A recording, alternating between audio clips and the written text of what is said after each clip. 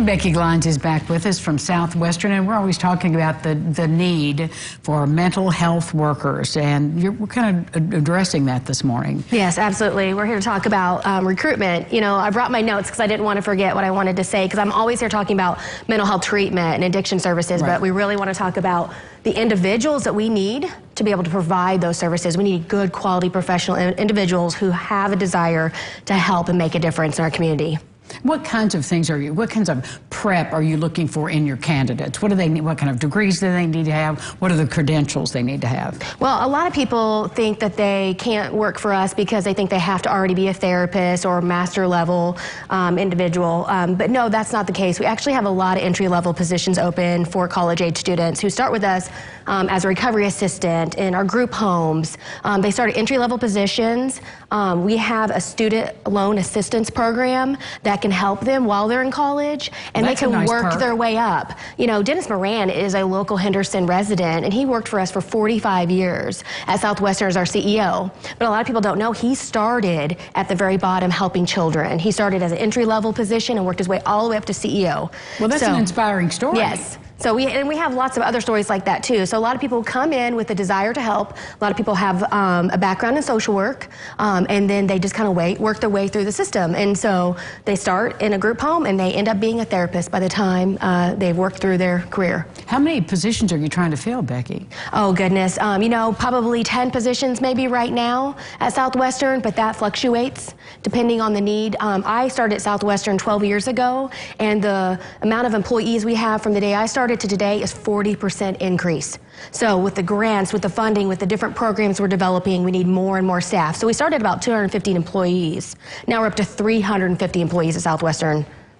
That's a phenomenal amount of growth. But we've talked about this so much, Becky, when we've been together, is the crushing, growing need for mental health care workers, because there's so many people who are underserved in our community, and I know you can't stand that. Yep, I can't. But I'll tell you what I love about Southwestern is we have a person-centered planning program where we work with the individual, and so you really have a chance to make a difference. That individual helps set their goals for what they want to get out of treatment, and you work with them side by side to help that person get to achieve that goal, get through recovery. So it's a very rewarding position at Southwestern. Plus, we have a great work-life balance. We have generous benefits for employees. I really just never thought about why I stayed at Southwestern for 12 years until this segment came up.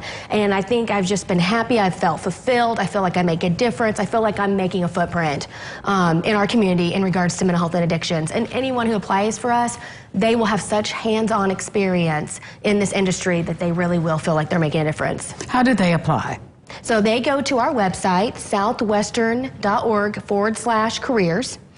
We have several vignettes on that website. Our HR department has taken time to talk with current employees and ask them, why do you work at Southwestern? Talk about your position. So anybody can go on there and view these videos before they apply to say, hey, I do think my skill set aligns with that or not, or my values. And so they can watch those videos, and then they can simply click to apply. So you can kind of try before you buy. In a sense, you can watch those videos online and then see if that position is something you may be interested in applying for. So get those resumes in ASAP, because we need good folks now. Yes. You and I were just talking before we came on the air about the release of the latest Left Turn Productions film addressing the issues of addiction, substance abuse, and mental health in our community. And you said you've already shown it at Southwestern. Yes, we were fortunate enough, on October 1st, we celebrated our 30th anniversary of Stepping Stone, which is a inpatient and outpatient addiction recovery facility.